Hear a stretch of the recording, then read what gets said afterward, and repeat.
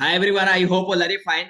आज का जो हमारा पॉइंट है उस पर हम बात करने वाले टावर ऑफ हेनोई की प्रॉब्लम्स को सॉल्व करने वाले, क्योंकि कुछ भाई ने हमें बताया यार कि इस पजल को आप डाल दो, अपलोड कर दो अपने चैनल पे, क्योंकि इसमें प्रॉब्लम्स आ रही है। तो मैंने सोचा यार कि चलो इसको इतना इजी बना देते हैं ताकि हमारे जो भी भाई कमेंट्स किए हैं कि इस प्रॉब्लम्स में अगर हमें प्रॉब्लम्स आ रही है टावर ऑफ हेनोई की प्रॉब्लम्स में, तो उसको सोल्व हो जाए 100%। तो अगर आप इस चैनल पे नए हो तो चैनल को सब्सक्राइब भी कर ले मेरे दोस्त, और लोगों के साथ शेयर भी करें, क्योंकि ये चैनल आपको सबसे इजी कंटेंट प्रोवाइड करता है और सबसे इजी कॉन्सेप्ट के साथ बताने का भी प्रयास करता हूं। तो चलो आज स्टार्ट करते हैं सबसे पहले टावर ऑफ हेनोई का, और कुछ देख लेते हैं यार कि हमारा जो स्क्रीन।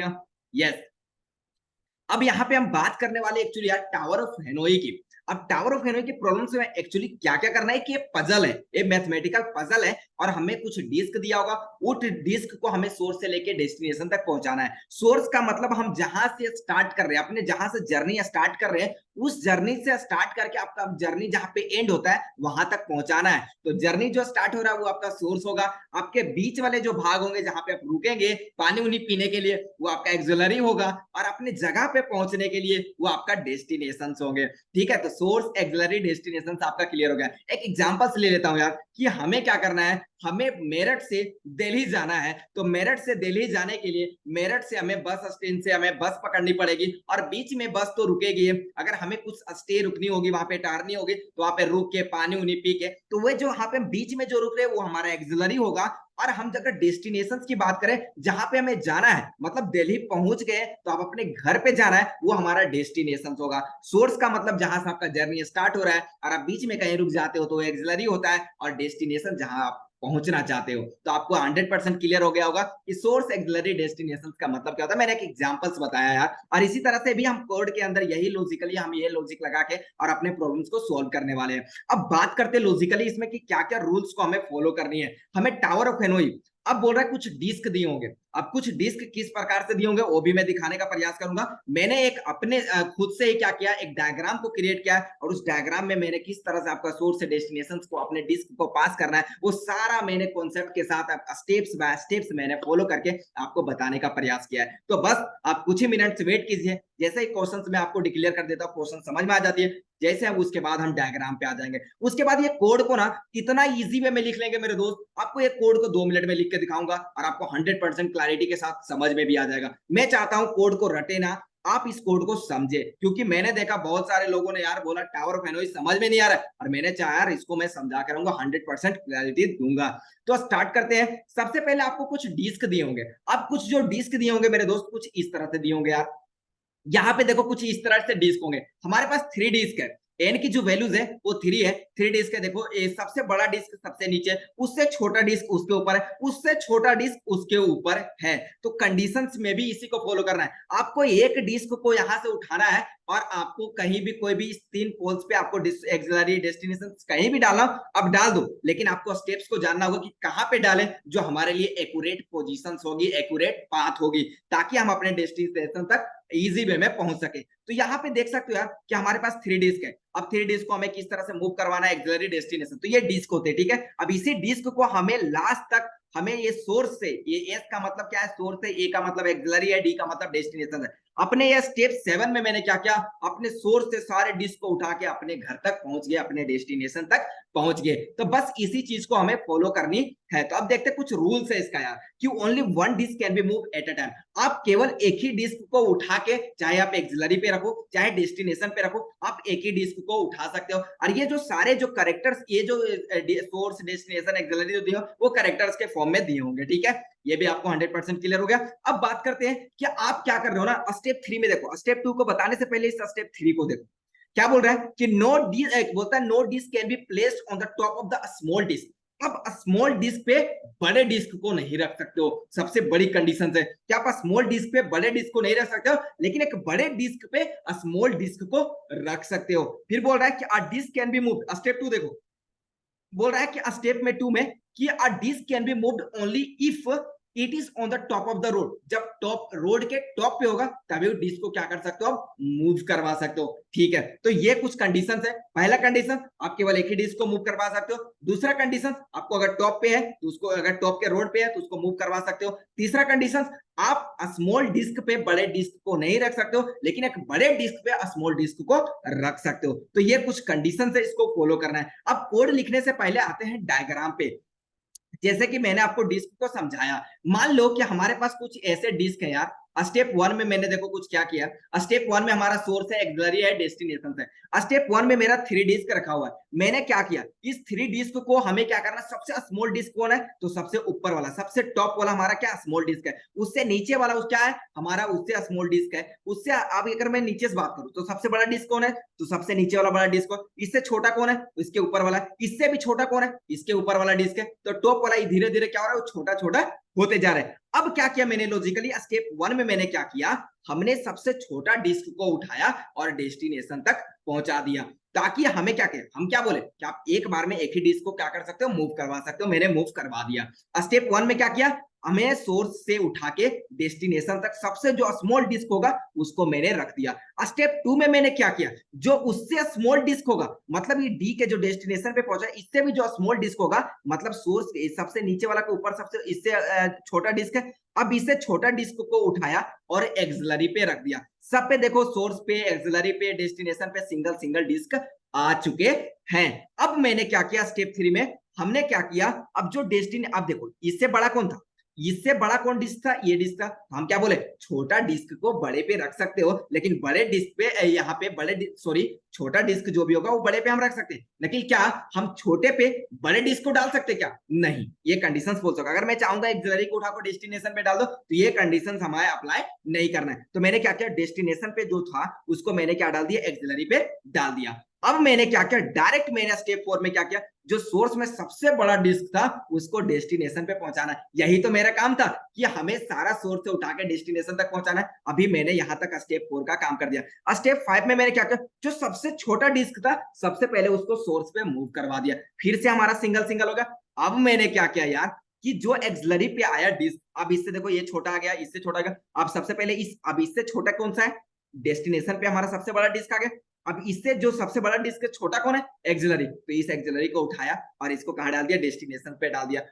अब मैंने क्या किया, सोर्स पे हमसे जो सोर्स पे बचा हमारा सबसे छोटा डिस्क मिला। तो अब इस छोटा डिस्क को मैंने स्टेप 6 में क्या किया यार, स्टेप 6 में उठाया और किस पे डाल देंगे, यहाँ पे। तो यहाँ पे देखो मैंने सबसे पहले क्या किया, देख लो कि हमने सबसे सिंगल सिंगल डिस्क किया। उसके बाद मैंने एक्सिलरी से उठाया और किस पे डाल दिया, डेस्टिनेशन पे डाल दिया। स्टेप 6 में क्या किया, क्योंकि एक बार में एक ही डिस्क को तो मूव करवाएंगे, अब मैंने स्टेप 6 में ये काम कर लिया। स्टेप 7 में आया और जो सोर्स पे सबसे छोटा डिस्क बता था उसको उठा के डेस्टिनेशन पे पहुंचा दिया। तो ये कुछ वे है जिसके कारण, इस वे को फॉलो करके हम अपने सोर्स से उठा के सारे कंटेंट को, सारे डिस्क को हम अपने डेस्टिनेशन तक पहुंचा दिए। तो आई होप कि आपको पता चल गया होगा किस तरह से हमारा ये डायग्राम फॉलो किया, अपने रूल्स को फॉलो करके अपने सोर्स से डेस्टिनेशन तक पहुंचा दिए। अब इसका कोड बहुत ही इजी होने वाला है। मैंने डायग्राम इसीलिए बताया मेरे दोस्त, ताकि आपको 100% समझ में आए। आप इस कोड को एक बार डायग्राम को ड्रॉ करना, उसके बाद सोचना कि सबसे पहले छोटा डिस्क देखेंगे, कि मतलब बड़े डिस्क पे जो सबसे बड़ा डिस्क होगा, फिर उससे जो छोटा डिस्क होगा, फिर जो उससे छोटा डिस्क होगा। और ये याद रखना कि सबसे पहले हमको एक बार में एक ही डिस्क को मूव करवाना है, उसके बाद एक बार में एक डिस्क को मूव करवाना है, और हमें बड़े डिस्क पे छोटा को रख सकते हैं लेकिन छोटे डिस्क पे बड़े को नहीं रख सकते। इस कंटेंट को याद रखना मेरे दोस्त। अब आते हैं इसके कोड पे। इसके कोड पे अब ये आते हैं, कोड में सबसे पहले ये जो काम करने वाले रिकर्जन के थ्रू करने वाले, तो आते हैं बेस केस पे। बेस केस पे हमारा काम क्या होगा, बेस केस अगर डिस्क हमारा 0 है, कोई भी डिस्क है नहीं, तो हमें कुछ भी रिटर्न मत करो। यहाँ वॉइड में हमें दिया हुआ तो कुछ भी रिटर्न नहीं करवाएंगे। बोलेंगे कि इफ, क्योंकि यहाँ पे देखो एक डिस्क दिया हुआ है, मतलब एन जो वैल्यूज होगा, डिस्क 1 2 3 4 कितना भी डिस्क दिए होंगे, उसके बाद हमारा जो करेक्टर में सारे मैंने बोला सोर्स, एक्सिलरी, डेस्टिनेशन दिए होंगे। अब यहाँ पे आता पहला स्टेप कि हमें मान लो कि हमारा जो डिस्क है ना, वो जो हमारा डिस्क है इक्वल टू 0 है, मतलब डिस्क हमारा 0 है, तो कुछ भी रिटर्न मत करवाओ यार, कुछ भी रिटर्न मत करवाओ। ये हमारा बेस केस हो गया। स्मॉल कैलकुलेशन क्या करेंगे कि इफ, अगर मान लो हमारा डिस्क एक ही है, अगर डिस्क इक्वल टू 1 है, तो क्या हमें सोर्स से डेस्टिनेशन तक कोई सारे डिस्क को पहुंचाना था ना, तो क्या अगर हमारा एक ही डिस्क है तो उठा के सोर्स से उठाएंगे, डायरेक्ट कहां डाल देंगे, डेस्टिनेशन पे। कोई लफड़ा ही नहीं है। तो यहाँ पे क्या करेंगे, अगर ऐसा है तो system dot out dot print करवाएंगे, क्योंकि वर्ड में दिया हुआ है तो हम अपने सोर्स को उठा लेंगे और प्लस स्पेस के साथ देंगे। अब ये स्पेस क्यों दे रहे वो भी क्लियर करता हूँ आपको यार। कहां तक पहुंचा देंगे, डेस्टिनेशन तक। अगर एक डिस्क होगा तब, एक डिस्क के लिए स्मॉल कैलकुलेशन कर ले। अब ऐसा मैंने प्रिंट एलएन और ये क्यों किया, क्योंकि सारे एक न्यू लाइन में हमें डेटा क्या करना है, कैरेक्टर में प्रिंट करवाना है। ठीक है भाई, और ये वर्ड में दिया था इसीलिए मुझे प्रिंट करवाना पड़ा।